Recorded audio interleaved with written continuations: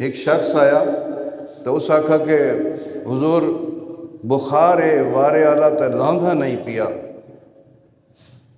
حضور نے فرمایا کہ آپ نے بسم اللہ الرحمن الرحیم پڑھی، قل هو اللہ احد اللہ الصمد لم یلد ولم یولد ولم یکن لہ کفوا احد پڑھ کے پھونک مار دی۔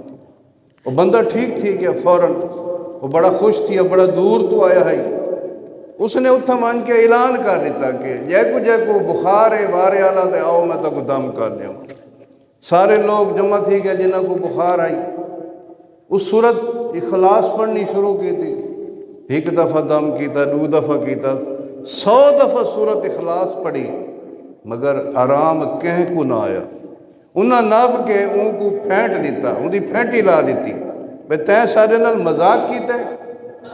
وہ بابا فرید کو دوبارہ گیا، بابا فرید نے آدھے حضور تساں بھی ایک دفعہ صورت اخلاص پڑھیے تے میں 100 دفعہ پڑھیے، تساں ایک دفعہ پڑھیے میں کو آرام آ گئے، میں 100 دفعہ پڑھیے کہیں کو آرام نہیں آیا۔ وجہ کیا ہے؟ تو بابا فرید رحمت اللہ علیہ نے فرمایا منہ بھی تو بابے فرید علیہ ہوئے، زبان بھی تو بابے فرید علیہ ہوئے، کیونکہ میں کسے دی غیبت نہ کریں دا۔